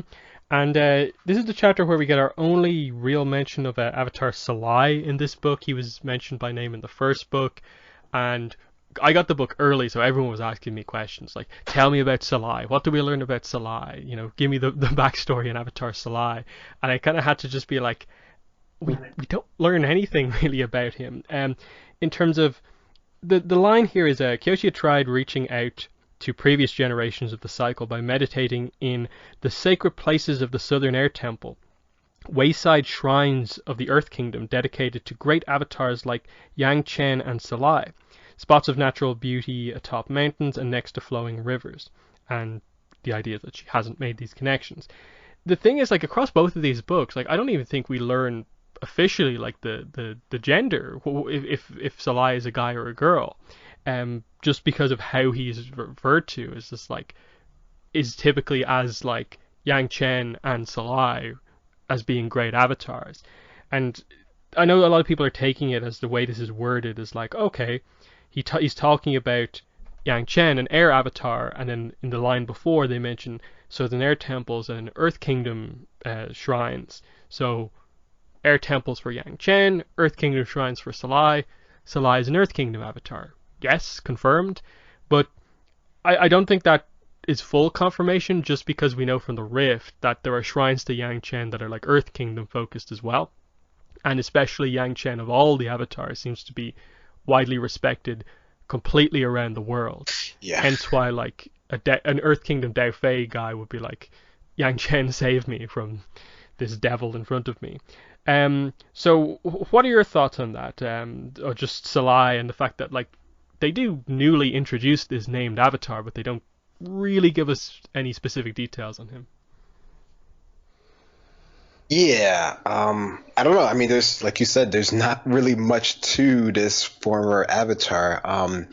There's like, I don't know. I felt like, I don't know. I remember, seeing that mention before the book came out, and that was like one of those hot topics that people were talking about. But now that we have the book, there's not really much to it. I don't know. I think that's might have been on the fandom's part of just overhyping one little detail that we really, really, really shouldn't have. So I don't know. There's not really much to it. I think it'd be cool to get more on that. And maybe, if we got more books or something, that would be something that could be explored now. But as of now, there's not overly much to it. Yeah, like I don't mind too much with people kind of going like, okay, Earth Kingdom Avatar, that seems maybe like fair enough. That line kind of hints towards that, but I think a lot of people are jumping too far to be like, oh, this is the Avatar before Zito. This has to be the one just before him. This is like I suppose Avatar Gimli, I think is what most people call him from before, because he's kind of short and stocky. The Earth Avatar before Avatar Jafar, basically. Which I suppose kind of makes sense, especially in the first book when he was first mentioned, like we're very Earth Kingdom focused. Of course, they'd mention Yang Chen seems to be the best avatar of all time, and then the best avatar from their own nation, I suppose. But it opens the door to like, okay, here's a named character who's great, but we get no specifics on, so room to learn more about later on. But the next chapter is the reunion, and this is a pretty simple chapter. It basically is the initial sort of description of the Fire Nation as they arrived there, and then Rangi meets Kyoshi, and after a little bit of sort of like awkwardness, like, oh, will things be okay between us? No, straight away, like kiss immediately. They're straight away back to being a couple, picking up from exactly where they'd left on. No problem at all. So yeah, there's some cool stuff here. Just like you can tell, FCE did his research here in terms of like the names of places that we knew about before. The idea that like it's Caldera City and stuff like that. First Lord's Harbor. The mention of the lakes within the capital city, which we do see from like the overhead shots of the main fire island. So that's all like nicely done. The fact that it's more militaristic, it has like battlements all over the place. It's not your typical city. But yeah, it's kind of standard Fire Nations, just kind of describing of the visuals, them reacting to going there for the first time, and then the main character reveal here would probably be just that, oh yeah, Rangi always showing up everywhere perfectly on time. she actually just like sprints there. She just like runs out of breath everywhere, and Kyoshi happens to catch her doing it this time, and it sort of like destroys a little bit of the mystique of the perfect Rangi, as she sees that like, oh, you just run everywhere. That's not as interesting, but it's still a fun quirk that she has to look like she's more perfect than everyone. She just like runs everywhere, but she still doesn't want to like leave that early. But yeah, what are your thoughts on this relatively short chapter here? Yeah, it is pretty short.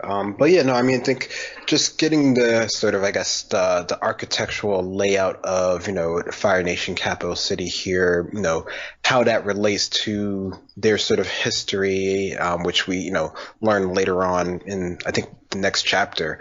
It's just sort of gives you more perspective of the Fire Nation, and specifically at this time, I think a lot of this book does, as far as like the Fire Nation history and their culture, which I think we get, the most out of we've ever gotten before in this book.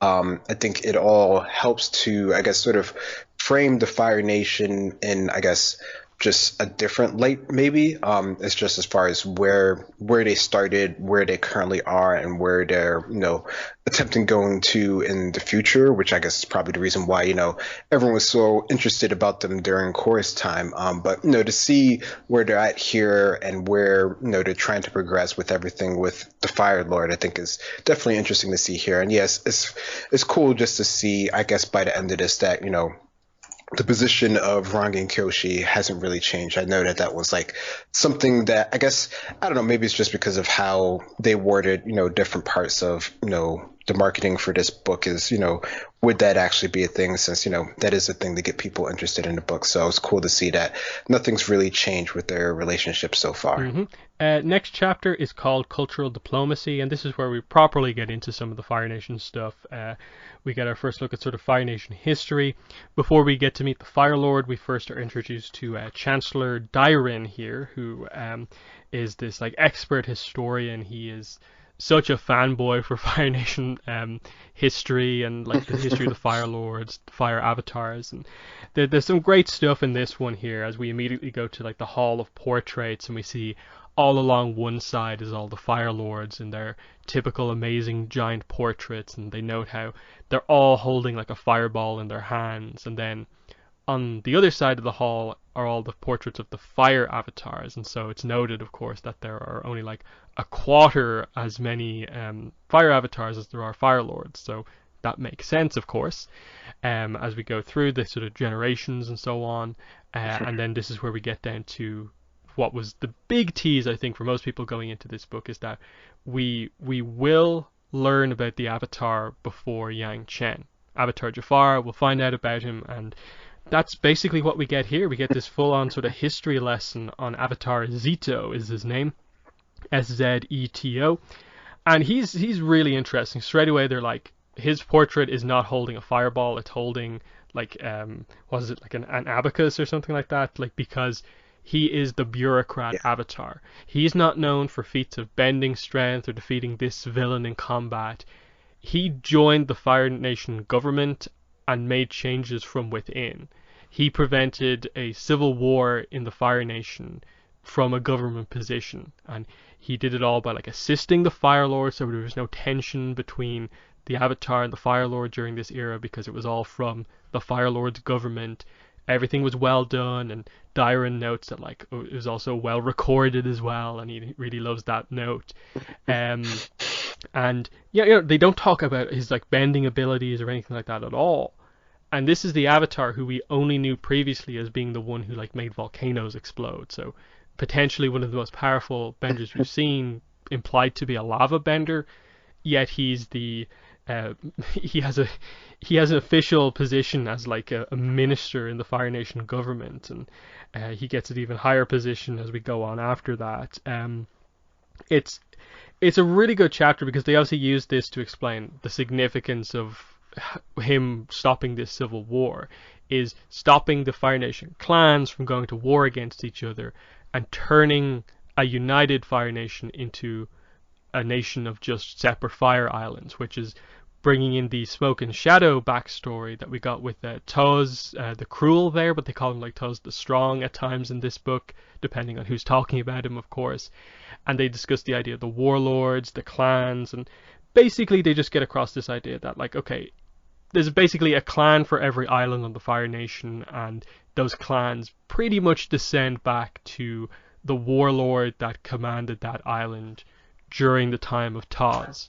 So these were the warlords that were eventually united by the first Fire Lord after the whole Kamurakage incident from that book, and the threat here was that we might go back to separate fire islands being a thing, but Zeto stopped it.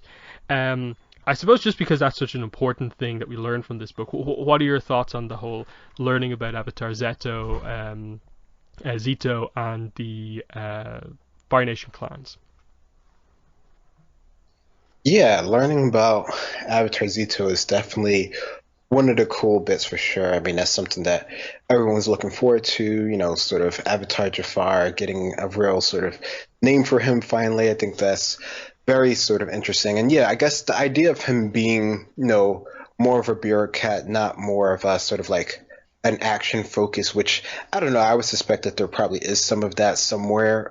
But that's just not what he was known for and sort of what his main goals were as an avatar. So learning about him, you can tell that Kyoshi throughout this part is very, interested in this sort of, side of an avatar. Because, I mean, we know about Yang Chen and her being, a very good avatar as far as like working with people until, we learn more details about her later on. But to learn of an additional avatar that also was very good with his words rather than just with his bending, is very sort of intriguing just to see how he went about doing things. So I think that would be interesting to see, just sort of more, like they said, there's records on it of how he actually went about that. It makes me curious about how his sort of interactions with the other nations went as well. Because I mean, we can see that, he saved the Fire Nation, obviously, with the whole warring of the clans not actually happening and stopping the whole civil war. But after that, how did he go about, I guess, sort of improving relations with the other nations? I think that would be something that would be really interesting to see if he, had to do it underneath the, the idea of being sort of the second-hand man in the Fire Nation, or if that's, one of the few things where he could, step out of his station and actually do it. I mean, I don't know. It seems like, maybe that's just from how Chancellor Dyron's saying is that, he did it all from being with the Fire Nation. But that's also the thing, I guess, sort of about Fire Nation in general and any history in general is just sort of how skewed things are towards, sort of the narrative that you want to sort of do, as we eventually learn at the end of the book what Zoru almost or maybe actually did as far as, how everything went on during this book in the Fire Nation. So that also is something that would probably need to be considered as well. Mm-hmm. And yeah, like they get across that, like, okay, here's this avatar who is basically the exact opposite of Kyoshi. Like, he had the perfect skills, which are the skills that Kyoshi has none of, as we're going to learn about in the next few chapters here. The perfect political avatar versus Kyoshi, who is more or less just a physical threat. And then, yeah, he dealt with pretty much seemingly just Fire Nation stuff, which sort of helps to explain why Yang Chen then becomes known as the avatar following him for creating all these peace treaties across the world, because maybe he was too Fire Nation focused and it left the room for Yang Chen to step in and be more of a worldwide avatar, which left her mistake for Karuk to deal with, as we'll get into much later on in the book. The second half of this chapter is basically, they note when they get down to Fire Lord Cheryu's portrait, and this is Zoryu's father, that it's still in the process of being painted because they take so long, they're masterpieces, that there's a specific symbol being painted on the bottom of a stone camellia. And Kyoshi's like, oh, that's an interesting flower. What's going on there? And she asks the Chancellor about it. He looks at the portrait confused and is like, don't tell anyone about this. Only talk about this to the Fire Lord later on. And it's this really serious thing. It's just this like random thing on one of the portraits that Kyoshi noted, and it's like such a secret. It becomes very important. It relates to the clans. This is the symbol of one of the clans, and it's a signal for like further issues between clans in the Fire Nation of like trying to make Zoryu look bad, and it's the sign of one of the other clans, not the clan actually associated with Cheryu, and so on.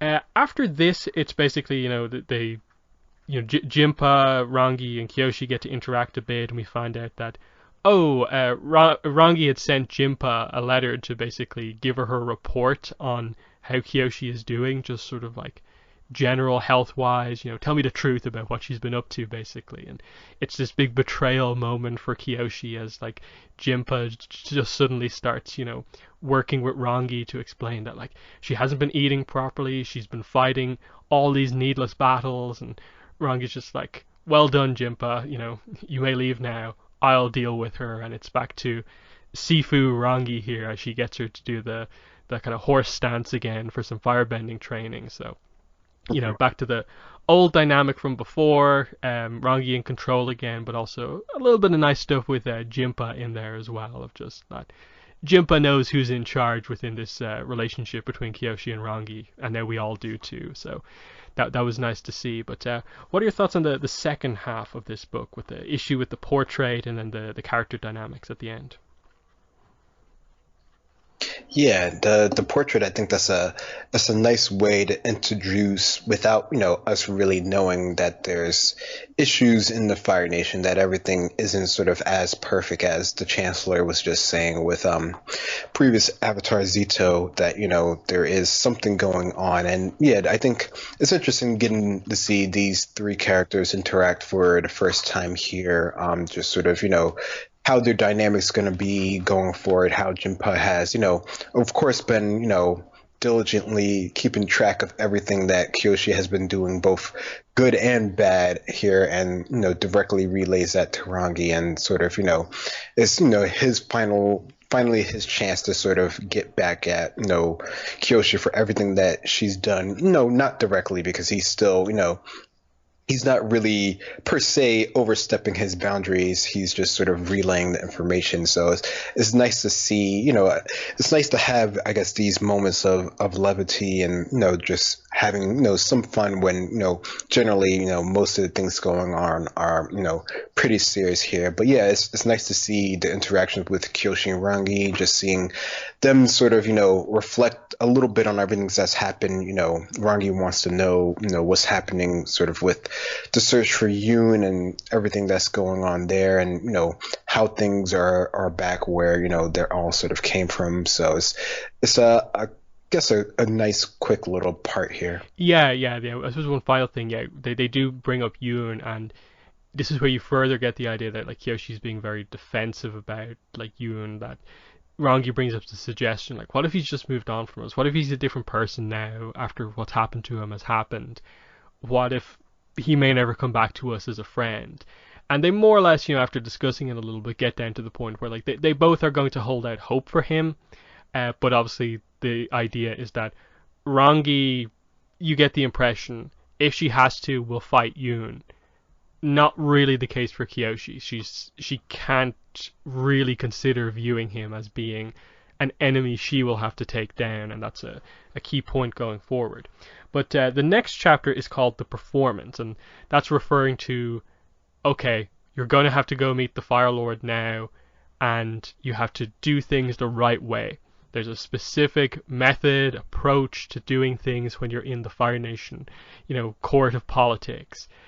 You have to dress the right way, meet him in the right way, and you can't do specific things. And Kyoshi is going to be one of the worst people possible for this, because she usually just goes in there really blunt, isn't the most respectful to a lot of people, because she's Dao Fei. She doesn't really respect like abiders or especially world leaders, so she has to do things really, really properly here. And so she has to take in a lot of information here, in that like she wears her armor, but Rangi is specifically like, you can't wear your makeup, your Dao Fei face, basically. I know you want to, but save that for missions with your brothers and sisters. And it's a nice sort of bonding moment between the two, because Kyoshi realizes at this point that that time with the Flying Opera Company actually meant something to Rangi. She actually liked the group that they were with, and sees and respects that approach, I suppose, to a degree. She's not fully Dao Fei, but gets why Kyoshi would want to bring it in everywhere she goes. But there's a specific kind of point that they note here of like, are you sure you want to wear the armor here? And Rangi suggests that she not wear it, but that becomes the sort of important a bit later on. But she also brings up at this point that like, okay, when we're out in public, no like public displays of affection. Basically, we need to stop that here. It's just not the way things are done in front of everyone in the Fire Nation.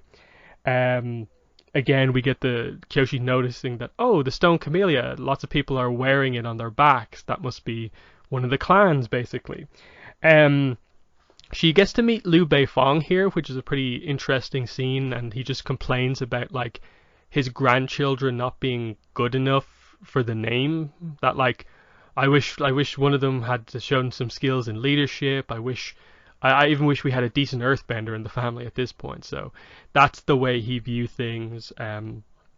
It sort of fits sort of that approach that like Liu Beifong sort of had, but from someone higher up in the past. It works quite well. Of just, yeah, you don't really like this guy that much, Liu Beifong. Kyoshi gets to berate an Earth Kingdom governor here who tries to get her involved in petty politics, but she knows this situation and just pretty much takes him down quite quickly, just with words. But Rangi notes that if you did that to a Fire Nation person, you would cause an Agni Kai. Like, you can't talk that way to people.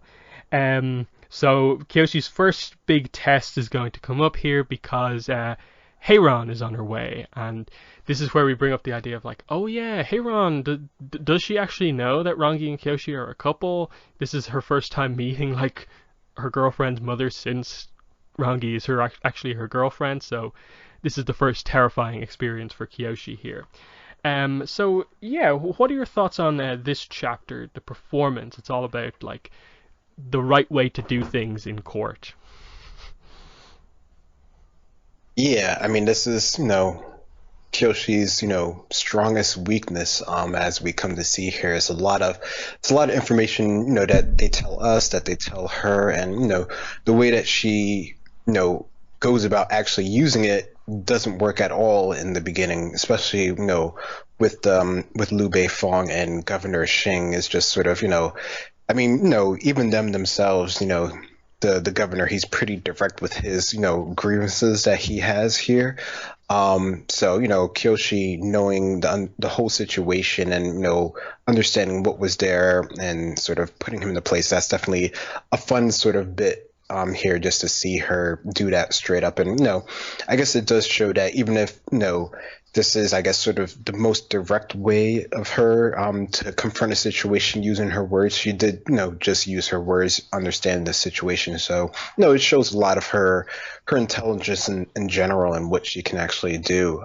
So I really like that little bit here. But yeah, just the idea of her, sort of being at this, what she thought was going to be a smaller party, but turns out not to be a small party at all. I think that was a nice little bit in the beginning, just her, sort of, I don't know, just joking or maybe seriously joking, with Rangi and Jinpa about, them being fired with dealing with all of this. I mean, I don't know. I think she probably would have done better with a smaller group, especially if it was just a Fire Lord with the whole, blender that happens with that coming up pretty soon. But no, I think for her, her initial, I guess, foray into this, I guess it's as good as it could have been expected from her. Yeah, because they get into the whole idea, like they spend like a page or two explaining it, like the proper way for the Avatar to meet the Fire Lord, and it becomes kind of important with their relationship, like later on in the book as well. Just the specifics here of like, okay, you two have to eventually talk, but you can't just go directly over to each other and ignore everyone else. You have to have the right blend of talking to some people but not too many people, because it still has to be the Fire Lord's honor to be one of the first people to speak to the Avatar. And then because the Avatar is considered like more or less the second highest rank at the party, just below the Fire Lord, it's this weird thing of like, you can talk to anyone that you want, but you shouldn't until the Fire Lord. So Kyoshi's like, wait. So I have to talk to like two people first and then him, and she just gets really, really confused. And it's obviously a setup for like, okay, I think I'm doing it right. I think I'm doing it right, and then train crash at the end of the next chapter.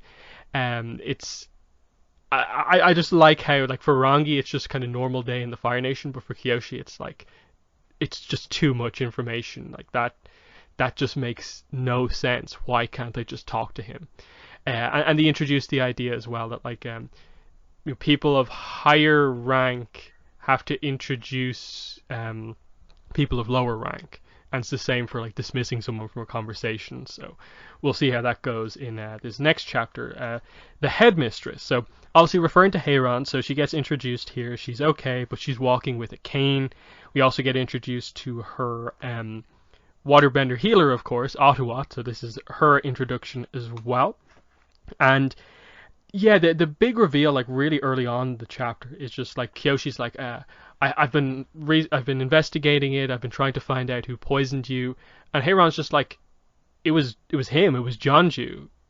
I know this is their first time like talking since then, but like I know that he was the one who did it, and they just have this conversation like straight away that like, if he was in this room right now, Kyoshi, like I would kill him. And Kyoshi agrees with her. So we have this nice sort of bonding moment between Heiran and Kyoshi just over their mutual hatred of Jonju and what he did. And then very nice moment, and this is very much the, like you protect my my daughter Kyoshi type situation, is that Rangi, ultimately she is kind. No amount of drilling or hardship will ever change that about her, which means there are places she will never go, places that are barred to her. You may have to visit them on her behalf to protect her and others. And Kyoshi agrees with this. So they're actually sort of on the right terms. Heiran knows that Kyoshi will go to the lengths that Rangi can't go to, and Kyoshi agrees with the idea that yes, I will do this for your daughter. Ottawa is introduced at this point. We get across like her arrogance, that like is this where she mentions that like, yeah, like I pickpocketed like death itself, and all these like impressive lines of dialogue about it. And she brings up like you mentioned earlier on, that like, yeah, you know the way like women aren't allowed to learn combat waterbending. I think the men are actually the ones who are banned from learning healing because they're not good enough to train under me. So just nice dynamic. She's a very fun character. She's like the life of the party, and Heiran goes off after her to sort of calm her down. So just a lot of sort of fun stuff there. And then last page of the chapter, Kyoshi's like, oh look, it's the Fire Lord. I've talked to some people. I guess I can talk to him. And it's like, Fire Lord, everything seems to be going okay. She's saying the right things to him. It's like, oh, this is actually all right. And then Rangi's just like kicking her from behind, and it's just like, Kyoshi, that's not the Fire Lord. And so that's just the ending of the chapter, is that she's made a terrible blunder here, publicly calling someone else the Fire Lord who's not actually the Fire Lord. And in the next chapter they'll explain just how bad it is. But what are your thoughts on this chapter here? Heiran's reintroduction and her like dynamic with Kyoshi, I suppose, is the main thing here. Yeah, I think their dynamic is definitely interesting here because they have sort of like the initial sort of apology to Kyoshi for everything that she's been pulled through, and Kyoshi, she understands and accepts it, but also wants Heiran as the mother of her girlfriend to sort of just get better in general. So they have sort of like the public sort of apology, and then they have sort of the more one-on-one apology, where she sort of gets more detailed and more direct with just sort of her sort of protecting Rangi. So I like that they have two sides of that conversation there. And then meeting Sifu Atuad, I think, is definitely interesting to see that dynamic with Heiran and how that's almost more along the lines of a friendship rather than just sort of like the healer of the person, where the fact that they invited her back to the Fire Nation for this holiday, this party or whatever, and just to see their two dynamic house almost sort of like, almost sort of like sisters, as far as their sort of friendship, currently is going along here. But yeah, it's definitely interesting to see, Kyoshi deal with this relationship here and just sort of, I guess, just the politics of, what's going on in the Fire Nation, I guess in general. I think seeing this sort of first, I guess, sort of almost sort of like deference that Heiran's saying towards Kyoshi is sort of like, I guess maybe opening it up a little bit to Kyoshi as far as like understanding how the Fire Nation maybe works, even though by the end of this, unfortunately, she, even though she thinks that she has done, the right things and only speaking to the right people up until this point, unfortunately, is not the right person that she was meant to speak with. Hmm. And that's what we explore in this next and last chapter that we're going to be doing on this podcast. That is ancient history. So the guy announces himself like, okay, this is who I actually am. I'm Cheijin. The Fire Lord is my younger half brother. And so they get across this idea. Cheijin actually looks very, very similar to Zoryu, but he is wearing very different clothes. They get across that like he's purposefully like designed his outfit to sort of look like a sort of Sauwan clan version of a Fire Lord outfit. And they're kind of like, ooh, he's straying the line of it being not okay by having his outfit look so similar to the Fire Lord's outfit. So, Kyoshi has made a mistake here, but like it's not exactly like she's not stupid in a way for making this mistake because they are like brothers and he looks quite similar and looks like someone very important. But what you get here is that immediately he starts to sort of like play on this. That like, oh, she's referring to me as the Fire Lord. I'll go ahead and make a little bit of a kind of public scene here by, you know, doing what ends up being sort of like the trademark, method of approach for the Sauwan clan, which is saying things that are clearly insults in ways that they can deny that they were insults later on. So it's just like, oh no, it's just pointing at the truth of what was happening, even though he's directly being like, your rule has been terrible, everything's been going bad under you, and that wouldn't be the case if I was the Fire Lord. So he's really putting his name out there for like, I should be the one who's the Fire Lord. Kyoshi does eventually, meet the Fire Lord. He comes over, but again, this is where it sort of all goes wrong, in that the whole introduction thing is all done wrong. Cheijin introduces the Avatar to Zoryu when it should have been the Fire Lord orchestrating this, and they've both let themselves sort of be like outshadowed here by Cheijin. If you get a lot of the setup for the way things are meant to be in the Fire Nation, as described in the previous chapters, you can see a lot of the details of like what's going on here. But then Kyoshi makes it even worse when she's like, okay, I realize now he's manipulating me to make the Fire Lord look bad. I'll just ask him to leave. And so, please leave, I have to talk to the Fire Lord. I'll solve the problems in the Fire Nation. And everyone's like, what did you just do, Kyoshi? Like, the Fire Lord's supposed to dismiss someone from the conversation, not you. And then you've also made the Fire Lord look terrible by basically saying, oh, you have lots of problems as the Fire Lord. I will immediately solve them for you. It just makes him look weak, and immediately Heiran comes back over and is just like, okay, everyone outside, we need to talk about this. And so they have sort of like a more private conversation with like most of the main characters here on the outside. They've left Cheijin behind at this point, but they bring up the idea that like, oh, Heiran also formerly like thought Zoryu, so that's why Zoryu is sort of almost dismissive. That's why like Heiran has some level of like authority over the Fire Lord, is because he still looks at her as being like his headmistress. So that's kind of a fun dynamic that we have going on here. But yeah, most of this is just pointing out like after this, like okay, Kyoshi, here is in great detail just how badly you messed up here. But then the Fire Lord is also like, it's also my fault for not being more forceful myself in this conversation and letting the Sauwan clan do what they do. This is where they properly explain the whole dynamic between the Sauwan clan and the Kyoso clan, and that, oh, when Kyoshi brings it up to him towards the end of the chapter, the flower that was painted on your father's portrait, he realizes, oh, the Sauwan clan have gotten got in with the painters and have like asked them to do this to make it again look embarrassing, and also that they're trying to cause like a war as well. That if that portrait got finalized with that flower on it, the Kyoso clan would have immediately gone to attack the Sawon clan over something like that. You know, putting the wrong family clan crest basically on the portrait of the Fire Lord. That's not on at all. So it's an interesting one here, as you see, like the inexperienced Avatar, inexperienced Fire Lord, both sort of talking about their mistakes, and they both realize they were wrong. And Rangi and Heiran are like so frustrated by what's just happened. But Kyoshi and Zoryu end up sort of like bonding almost a little bit over their sort of like combined inexperience, and they actually end up having an alright introduction after this, because Zoryu can sort of joke about just how badly things went.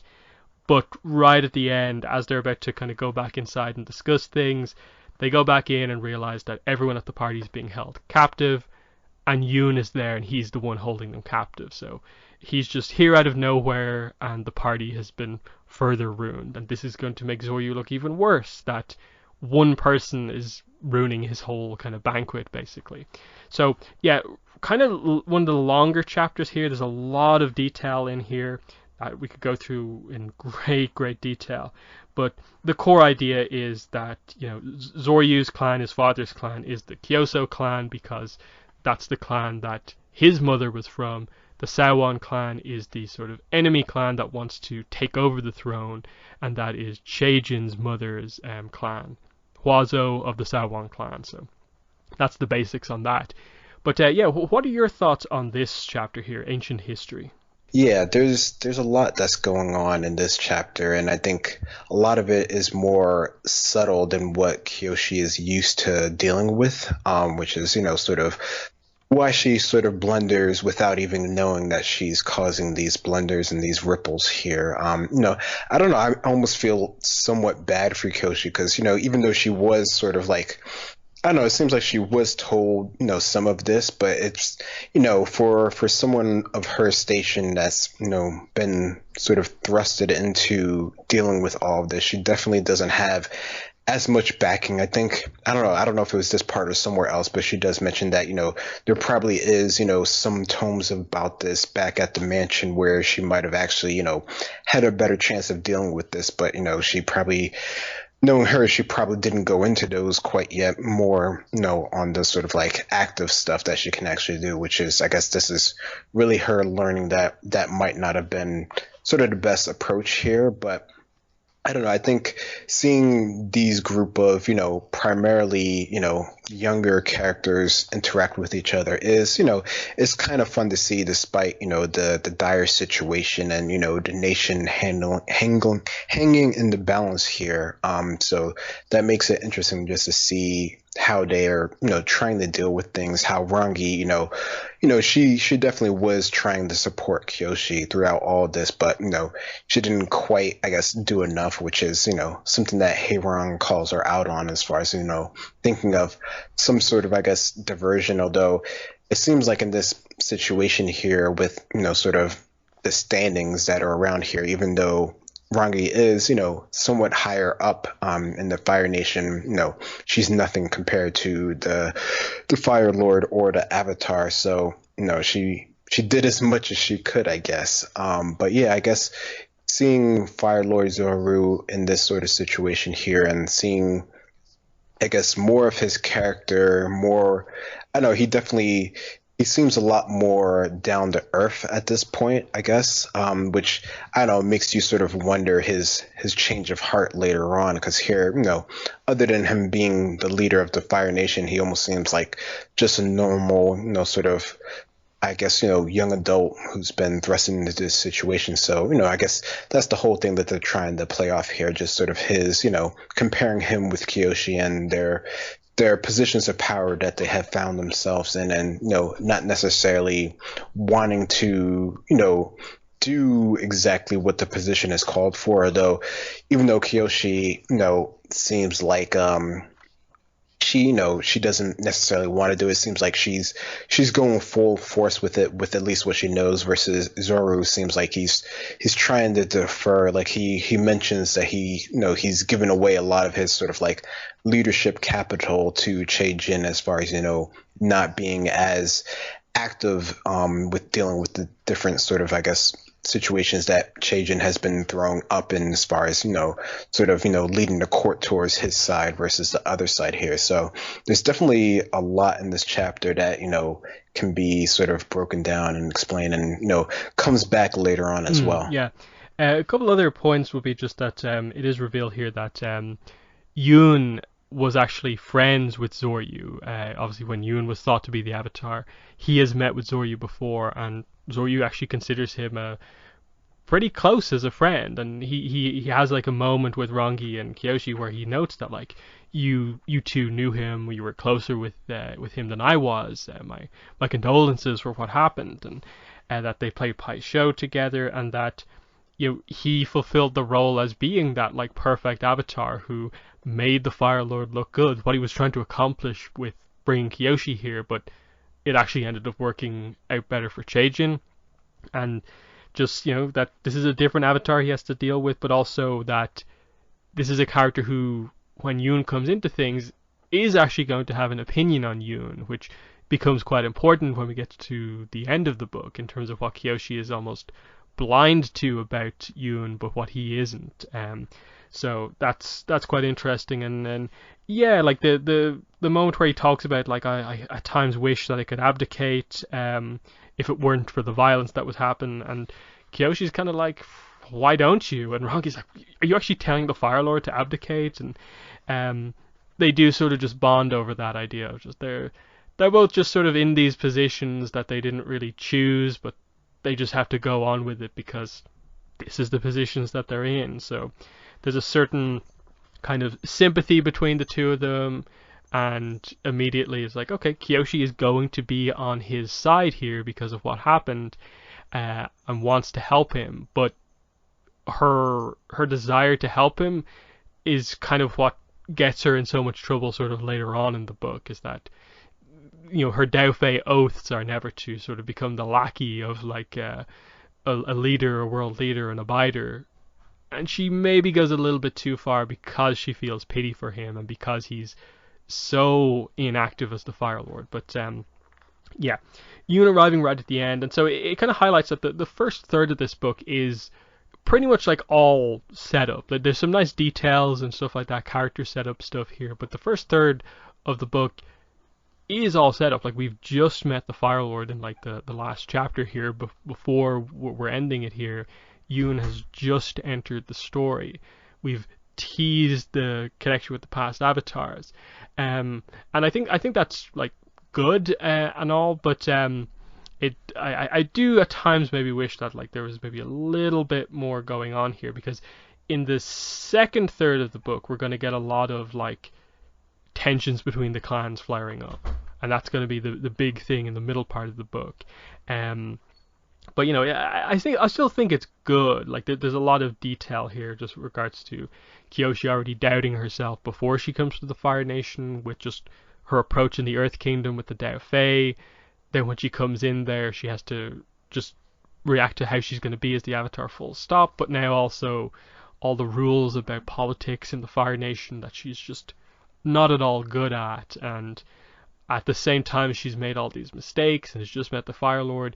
Yoon is suddenly back, and everything is kicking off basically at this point. So it does build to a really big, like, whoa, that was a big chapter. This is like the equivalent of the chapter The Spirit from the first book, where it's like just twist all of a sudden, like characters are dying, and in this case Yoon is back on the scene.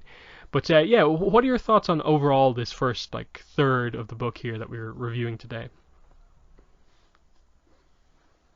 Yeah, I guess that is a good, idea behind it, that it is mainly just setting the stage for things. It is more of, introducing sort of, I guess, the current state of things, the current state of our characters and where they are in the world, which I don't think is necessarily a bad thing. Maybe that sort of becomes more of a negative when we talk more about the length of the book overall and sort of what, potentially could have been more in this story. But I think as far as getting an understanding of where Kyoshi is now, what she's trying to do in the future, and sort of the current, I guess, what we're going to find out to be the main issue of this book. I think this first third of the book does overall a pretty good job of doing it. I think there are a couple chapters that are rather short. When I know I read them the first time, I was like, is that it?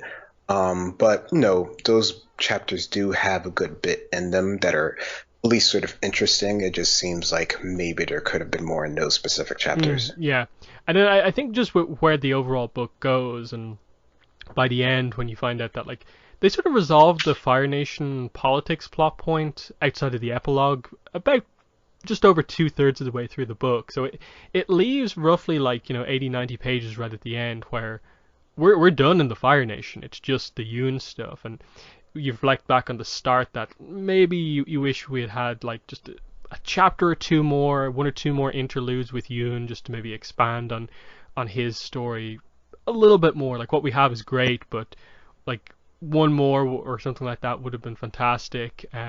Rather than he only gets introduced right here at the end, and then you know roughly by the time we're done with the second podcast on this, we're going to be talking about how most of the politics plot is over and it's only Yoon in play. But that's just the structure of the book, the way they went for it. But I think that's more stuff to talk about in the later podcast. But it's still good. There's still lots of detail here, with everything that they get into, different techniques that Kyoshi has, references to the first book with her conflict of her becoming like Jeonju but wanting to be like Kelsang, and the reunion with Rongi, of course. But the second third of the book has some really, really good stuff in it. We're going to get introduced to Nyahata. We're going to get into the spiritual side of things a little bit more.